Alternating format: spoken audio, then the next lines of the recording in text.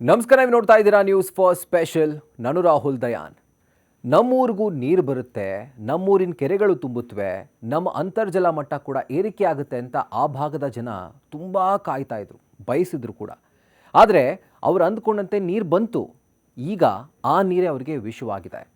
ಈಗ ಅವರಿಗೆ ಈ ನೀರು ಬೇಡವಾಗಿದೆ. ಕಾರಣ ಅವರ ಜೀವ ಉಳಿದ್ರೆ ಸಾಕು ಅನ್ನೋ ಪಾಡಿಗೆ ಅವರು ಬಂದಿದ್ದಾರೆ. ನಾವು ಮಾತನಾಡ್ತಾ ಇರೋದು ನಮ್ಮ ಬೆಂಗಳೂರಿನ ಸಂಸ್ಕರಿಸಿದ ತ್ಯಾಜ್ಯ ನೀರನ್ನ ಚಿಕ್ಕಬಳ್ಳಾಪುರದ ಜಿಲ್ಲೆಗೆ ತೆಗೆದುಕೊಂಡು ಹೋಗುವಂಥ HN ವ್ಯಾಲಿ ಅಂದರೆ ಹೆಬ್ಬಾಳ ನಾಗವಾರ ವ್ಯಾಲಿ ಬಗ್ಗೆ.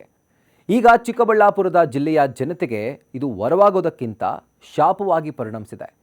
ಚಿಕ್ಕಬಳ್ಳಾಪುರ ಕೋಲಾರ ಭಾಗದ ಜನರಿಗೆ ಒಂದು ಕೊರಗಿತ್ತು. ಅದೇನು ಅಂತಂದರೆ, ಸಾವಿರಾರು ಅಡಿ ಕೊರೆದ್ರೂ ಕೂಡ ಬೋರ್ವೆಲ್ಗಳಲ್ಲಿ ನೀರು ಸಿಗ್ತಾ ಇಲ್ಲ ಅಂತ.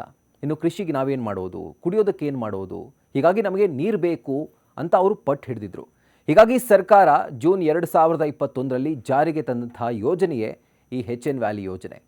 ಈ ಹೆಬ್ಬಾಳ ನಾಗವಾರ ವ್ಯಾಲಿ ಯೋಜನೆ ಏನು ಮಾಡುತ್ತೆ, ಬೆಂಗಳೂರಿನಿಂದ ಸಂಸ್ಕರಿಸಿದಂಥ ತ್ಯಾಜ್ಯ ನೀರನ್ನು ಅಲ್ಲಿಯ ಕೆರೆಗಳಿಗೆ ಅಂದರೆ ಚಿಕ್ಕಬಳ್ಳಾಪುರ ಭಾಗದ ಕೆರೆಗಳಿಗೆ ತುಂಬಿಸುವಂಥ ಜೊತೆಗೆ ಆ ಮೂಲಕ ಅಂತರ್ಜಲ ವೃದ್ಧಿಯಾಗಿ ನಂತರ ನೀರನ್ನು ಕೃಷಿ ಚಟುವಟಿಕೆಗಳಲ್ಲಿ ಬಳಕೆ ಮಾಡಬಹುದು ಅಂತ ಈ ಯೋಜನೆಯನ್ನು ಜಾರಿಗೆ ತರುತ್ತೆ.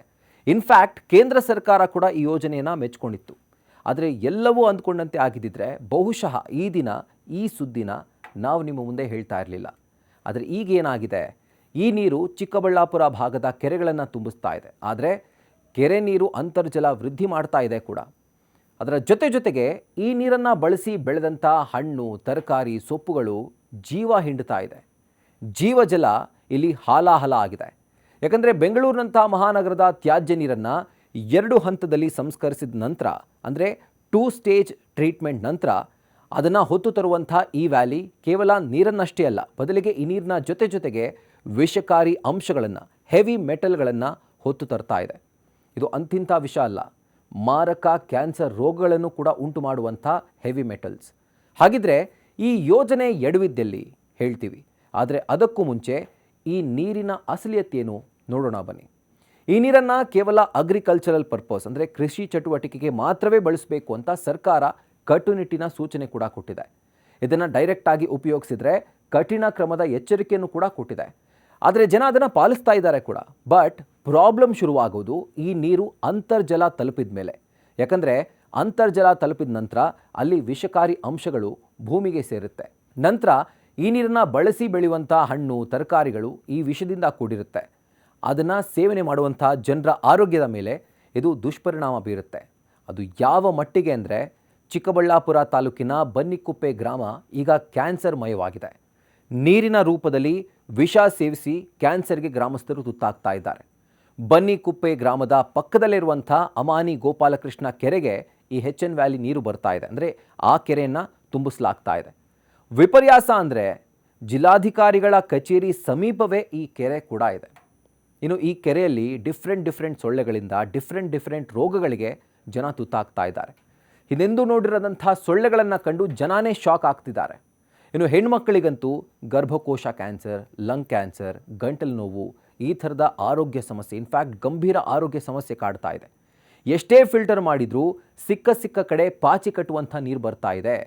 ಹೀಗಾಗಿ ನಮ್ಮ ಗ್ರಾಮಕ್ಕೆ ಹೆಣ್ಕೊಡೋಕ್ಕೂ ಹಿಂದೇಟು ಹಾಕ್ತಿದ್ದಾರೆ, ನಾವೇ ಗೊಳೆ ಹೋಗುವಂಥ ಪರಿಸ್ಥಿತಿ ನಿರ್ಮಾಣವಾಗಿದೆ ಅಂತ ಗ್ರಾಮಸ್ಥರು ತಮ್ಮ ದುಃಖವನ್ನು ತೋಡ್ಕೊಳ್ತಿದ್ದಾರೆ. ಇದರಿಂದ ಕೇವಲ ಗಂಭೀರ ಸಮಸ್ಯೆ ಮಾತ್ರ ಅಲ್ಲ, ಬದಲಾಗಿ ಜೀವನ ನಡೆಸೋಕ್ಕೂ ಕಷ್ಟ ಆಗ್ತಾ ಇದೆ. ಇಂಟ್ರೆಸ್ಟಿಂಗ್ಲಿ ಈ ಅನಾರೋಗ್ಯ ಕೇವಲ ಈ ಭಾಗದ ಜನ ಮಾತ್ರ ಅನುಭವಿಸ್ತಾ ಇರೋದಲ್ಲ, ಬದಲಾಗಿ ನಮ್ಮ ಬೆಂಗಳೂರಿನ ಜನ ಕೂಡ ಇದರಿಂದ ಇಂಡೈರೆಕ್ಟ್ ಆಗಿ ಆರೋಗ್ಯ ಸಮಸ್ಯೆ ಅನುಭವಿಸ್ತಾ ಇದ್ದಾರೆ. ಯಾಕಂದರೆ ಕೋಲಾರ, ಚಿಕ್ಕಬಳ್ಳಾಪುರ ಭಾಗದಲ್ಲಿ ಬೆಳೆಯುವಂಥ ತರಕಾರಿಗಳು ನಮ್ಮ ಬೆಂಗಳೂರನ್ನು ತಲುಪುತ್ತೆ. ಇನ್ನು ಇತ್ತೀಚೆಗಷ್ಟೇ ನಿಮ್ಮ ನ್ಯೂಸ್ ಫಸ್ಟ್ ಒಂದು ವರದಿಯನ್ನು ಪ್ರಸಾರ ಮಾಡಿತ್ತು ಇದರ ಕುರಿತಾಗಿ. ನಮ್ಮ ರಾಜಧಾನಿಯ ತರಕಾರಿಗಳಲ್ಲಿ ಸೀಸ ಅಂಶ ಅಂದರೆ ಲೆಡ್ನಂಥ ಮಾರಕ ಅಂಶ ಪತ್ತೆಯಾಗಿತ್ತು. ಇದನ್ನು ಸೇವಿಸಿದ್ರೆ ಯೋಚನೆ ಮಾಡಿ ನಿಮ್ಮ ಆರೋಗ್ಯದ ಗತಿ ಏನಾಗಬೇಕು ಅಂತ. ಈಗ ಈ ಸಮಸ್ಯೆ ಕೇವಲ ಚಿಕ್ಕಬಳ್ಳಾಪುರ ಅಥವಾ ಕೋಲಾರ ಭಾಗದ ಜನರಿಗಷ್ಟೇ ಅಲ್ಲ, ಬಟ್ ರಾಜಧಾನಿಯ ಜನರಿಗೂ ಕೂಡ ಇದು ಕಾಡ್ತಿರುವಂಥದ್ದು. ಜೊತೆಗೆ ರಾಜಧಾನಿಯ ಜನರು ಕೂಡ ಇದರ ಕುರಿತಾಗಿ ಯೋಚನೆ ಮಾಡಬೇಕು. ಇದು ಕೇವಲ HN ವ್ಯಾಲಿ ಕಥೆ ಅಷ್ಟೇ ಅಲ್ಲ, ಇನ್ನೊಂದು KC ವ್ಯಾಲಿ, ಅದರ ಕಥೆ ಕೂಡ ಹಂಗೆ ಇರೋದು. ಅಲ್ಲಿನ ಜನ ಕೇಳ್ತಿರೋದು ಒಂದೇ, ನೀರು ಬಿಡಬೇಡಿ ಅಂತ ಹೇಳ್ತಾ ಇಲ್ಲ, ಬಟ್ ಬಿಡುವಂಥ ನೀರನ್ನು 2 ಹಂತದ ಶುದ್ಧೀಕರಣದ ಬದಲು 3 ಹಂತಗಳಲ್ಲಿ ಮಾಡಿ ಅಂತ. ಅಂದರೆ 3 ಸ್ಟೇಜ್ ಟ್ರೀಟ್ಮೆಂಟ್ ಮಾಡಿದ್ರೆ ಅದು ತಕ್ಕ ಮಟ್ಟಿಗೆ ಪ್ಯೂರ್ ಆಗುತ್ತೆ, ಆಗ ನಮ್ಮ ಸಮಸ್ಯೆ ಕೂಡ ಪರಿಹಾರವಾಗುತ್ತೆ ಅನ್ನೋದು. ಇದು ಖಂಡಿತ ತಪ್ಪಲ್ಲ. ಇನ್ಫ್ಯಾಕ್ಟ್ ಇದು ಬೇಡಿಕೆ ಆಗಬಾರ್ದು, ಒಂದು ಆಗ್ರಹ ಆಗಬೇಕು. ಇನ್ನು ಶಾಸಕರಿಗೆ IPL ಟಿಕೆಟ್ ಬೇಕು, ಫ್ರೀಯಾಗಿ IPL ಟಿಕೆಟ್ ಕೊಡಿಸ್ಬೇಕು ಅಂತ ಸದನದಲ್ಲಿ ಮಾತನಾಡುವಂಥ ಜನಪ್ರತಿನಿಧಿಗಳಿಗೆ ಈ ವಿಚಾರದಲ್ಲಿ ಇಂಟ್ರೆಸ್ಟ್ ಇಲ್ವಾ? ಇನ್ನಾದರೂ ಜನರ ಧ್ವನಿ ಸರ್ಕಾರ ಕೇಳಿಸ್ಕೊಳ್ಳಿ ಅನ್ನೋದೇ ನಮ್ಮ ಆಶಯ ಕೂಡ. ಇದಾಗಿತ್ತು ಹೊತ್ತಿನ ವಿಶೇಷ. ಮತ್ತಷ್ಟು ಇಂಟ್ರೆಸ್ಟಿಂಗ್ ಕಾಂಟೆಂಟ್ಗಳಿಗಾಗಿ ನಮ್ಮ ನ್ಯೂಸ್ ಫಸ್ಟ್ ಸ್ಪೆಷಲ್ ಚಾನಲ್ನ ಸಬ್ಸ್ಕ್ರೈಬ್ ಮಾಡಿ, ಬೆಲ್ ಐಕಾನ್ ಕ್ಲಿಕ್ ಮಾಡೋದನ್ನು ಮರಿಬೇಡಿ. ಕ್ಷಣ ಕ್ಷಣದ ಮಾಹಿತಿಗಾಗಿ ನೋಡ್ತಾ ಇರಿ ನ್ಯೂಸ್ ಫಸ್ಟ್, ನಿರ್ಭೀತಿಯಿಂದ ನಿಮ್ಮ ಪರವಾಗಿ. ನ್ಯೂಸ್ ಫಸ್ಟ್, ನಿರ್ಭೀತಿಯಿಂದ ನಿಮ್ಮ ಪರವಾಗಿ.